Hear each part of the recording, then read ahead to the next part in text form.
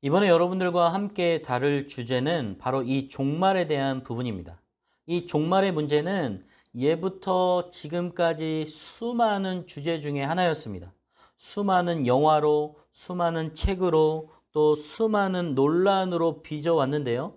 또 지금의 시대는 많은 나라들이 이 종말에 대해서 너무나도 정말 깊고 또 유의하게 생각하고 있는 주제라는 것이죠. 왜냐하면 코로나 팬데믹 이후에 이제 더 이상 우리의 생명과 우리의 이 안전을 지킬 수 있는 날이 점점 희박해지고 있다라는 사실을 조금씩 느끼고 있다라는 것이죠.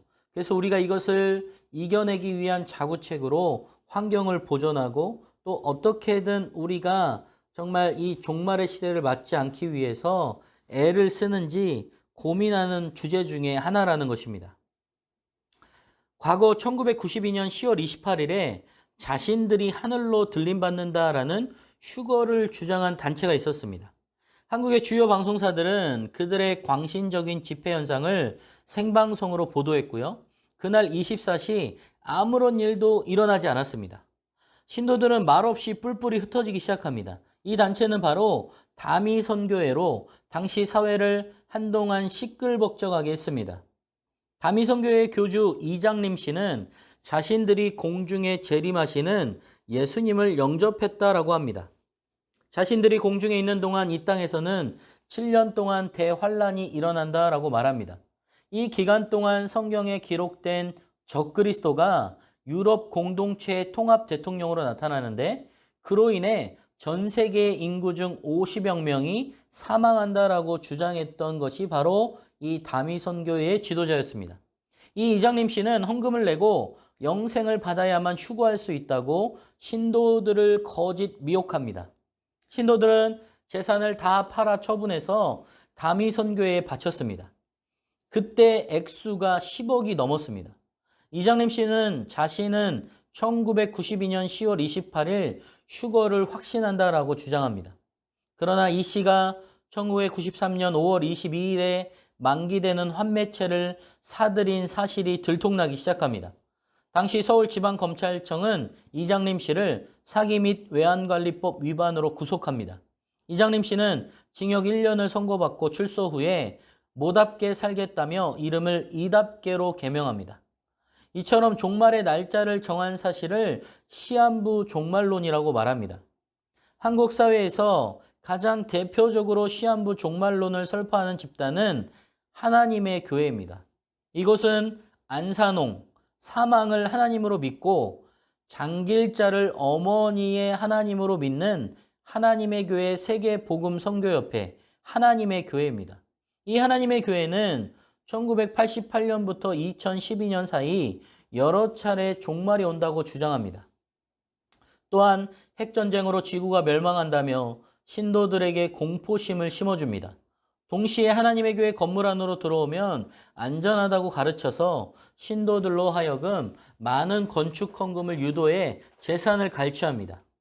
이 시한부 종말론 외에도 날짜는 정하지 않았지만 대략 어느 시점에 종말이 온다고 주장하는 시한부적 종말론이 있었습니다. 어떤 조건이 충족되어야 종말이 온다는 조건부적 종말론도 있습니다. 세칭 이요한 구원파로 알려진 생명의 말씀 선교회 대한예수교 침례회의 이요한 씨는 자신이 살아있을 때 예수님이 다시 오신다라고 설교하면서 전형적인 시한부적 종말론을 설파합니다. 신천지 예수교 증거 장막 성전은 신천지는 신도 14만 4천 명이 채워지면 신천지 시대가 열린다라고 주장합니다. 그러다가 신도 수가 실제로 14만 4천 명을 넘어서자 말을 바꾸기 시작합니다. 전 세계의 종교를 신천지로 대통합하고 전쟁 종식을 위한 국제법을 개정하기 전에는 영생은 없다는 황당한 주장을 펼치며 교리를 수정하기 시작합니다. 어떤 조건을 내세운 조건부 종말론이라는 것이죠. 최근 몇 년간 한국 사회에서는 한국에 전쟁이 일어난다는 예언들이 있었습니다. 동시에 특정 지역을 종말의 때에 피난처로 삼아야 한다고 주장하는 개인 혹은 단체들이 일어나서 물의를 일으켰습니다. 은혜로 교회 신옥주 씨는 피지를 마지막 때의 피난처라고 주장하며 신도들을 이주시킵니다. 지난 2018년 8월 25일 SBS 그것이 알고 싶다에서 이 단체의 충격적이고 반사회적인 실상이 드러나 시청자들을 경악해 합니다. 사실 이런 그릇된 종말론은 현대 시대에만 있지 않습니다. 극단적 신비주의를 표방했던 2세기경 몬타누스는 하늘의 예루살렘이 특정 마을로 내려와서 천년 왕국이 시작될 것이라는 주장을 펼칩니다. 16세기에 멜키오르 호프만이라는 사람은 스트라스부르 프랑스에서 태어난 그 사람이 14만 4천의 본부가 될 것이라고 말합니다. 한국 사회에 자리 잡은 지 100년이 넘은 제7일 안식일 예수재림교회 안식교는 미국의 윌리엄 밀러의 시한부 종말 주장 실패 이후 일부가 분파를 형성해 시작한 이단입니다.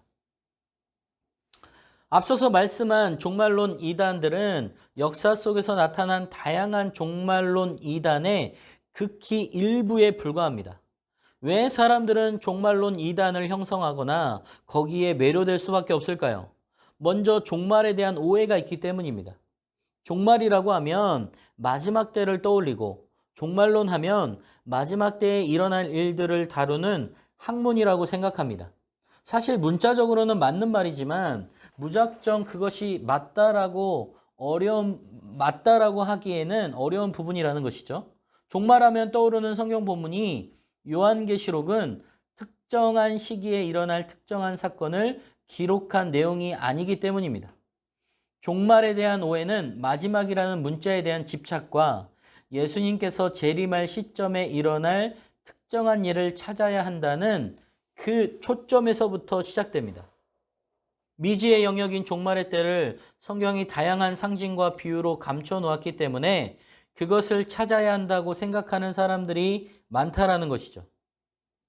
요한계시록의 상징이나 비유를 지나치게 현 시대에 끼워 맞춰 해석해 자신만의 말세의 비밀을 안다라는 주장이나 검증 불가능한 황당한 음모론으로 공포심을 조장해 신도들을 통제하는 것이 종말론 이단의 전형적인 특징입니다. 말세에 대한 오해도 그릇된 종말론을 가지게 하는 이유입니다. 말세는 예수님이 오시기 직전에 몇 년 혹은 몇십 년을 이야기하지 않아요. 그 이유는 말세라는 것은 예수님의 승천부터 재림 사이의 기간을 의미하는 것이기 때문입니다. 초대교회 성도들도 말세를 살았고 지금 현재 성도들도 말세를 살고 있습니다. 실제로 초대교회 성도들 중 다수가 자신이 살아있을 때 예수님께서 다시 오실 것이라고 굳게 믿습니다. 그래서 현재의 삶에 큰 의미를 두지 않거나 심지어 직장을 그만두거나 일을 포기하는 사람들도 있었습니다. 교회 안에 재산이 어느 정도 있는 사람들은 그런 사람들의 생계를 책임져야 하는 기형적인 현상이 일어나기 시작합니다. 그래서 베드로는 하나님의 시간과 인간의 시간이 다르다라고 분명히 이야기합니다. 베드로후서 3장 8절에서 9절 말씀은 사랑하는 자들아 주께는 하루가 1000년 같고 1000년이 하루 같다는 이 한 가지를 잊지 말라. 주의 약속은 어떤 이들이 더디다고 생각하는 것 같이 더딘 것이 아니라 오직 주께서는 너희를 대하여 오래 참으사 아무도 멸망하지 아니하고 다 회개하기에 이르기를 원하시느니라. 10년 또는 100년, 1000년이 긴 시간처럼 보여도 하나님은 시간 속에 있는 분이 아닙니다. 말세가 마치 종말을 앞둔 몇 년인 것처럼 미혹한다면 성경을 왜곡한 속임수니 주의하고 우리가 분별해야 합니다. 시대적 배경을 무시한 성경 해석, 특히 요한계시록에 대한 오해 역시 다양한 종말론 이단을 낳는데 일조했습니다.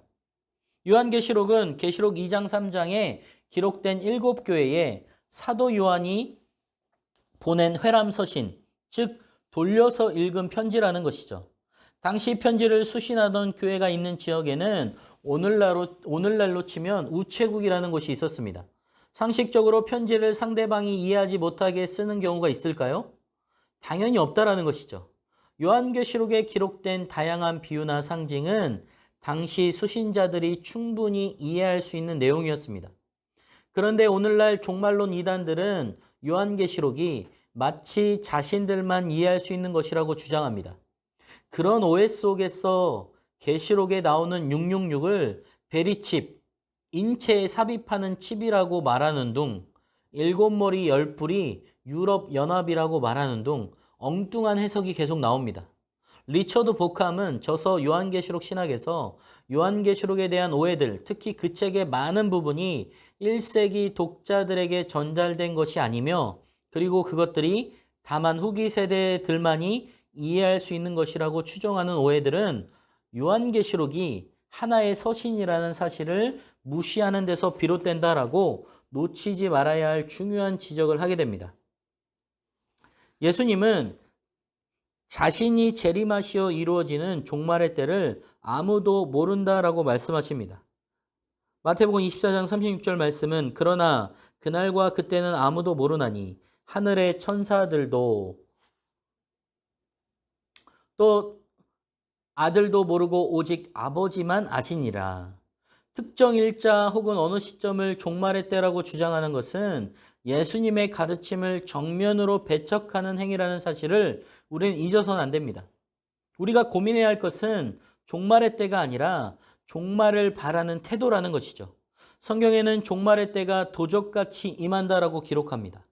데살로니가전서 5장 2절 말씀은 주의 날이 밤에 도둑같이 이룰 줄을 너희 자신이 자세히 알기 때문이라.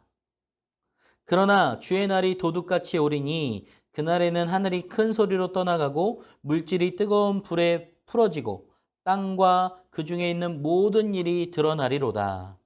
성도들은 하나님의 백성답게 살기 위해 늘 깨어 있어야 합니다. 주님의 다시 오심을 굳게 믿어야 돼요.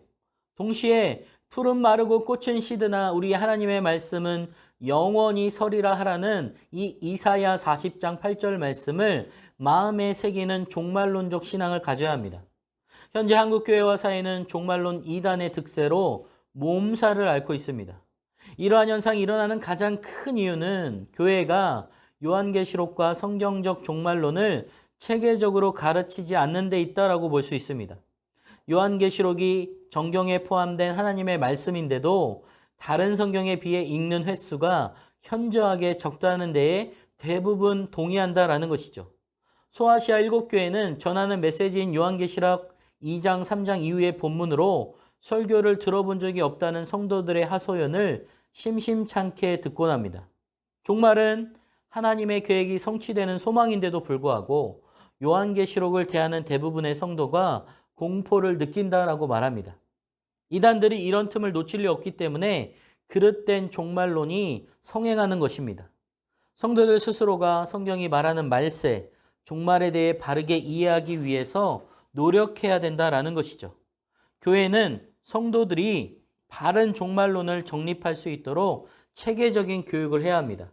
그리고 성도들 역시 이 요한계시록과 하나님의 말씀을 바르게 이해할 수 있도록 노력하고 애써야 된다라는 것이죠. 다른 사람들의 말에 현혹되지 말고 또 그 어떤 말에 현혹되지 말고 주님은 반드시 오신다. 그러나 우리는 그 날을 알 수 없다. 그러나 하나님의 말씀은 영원하기 때문에 우리는 그 말씀을 붙들고 언젠가 예수님이 오시는 그날까지 최선을 다해 이 땅 가운데 하나님의 나라와 영광을 위해 살아가는 하나님의 시민 백성답게 살아가야 된다라는 사실을 잊지 않으시기를 주님의 이름으로 축복합니다.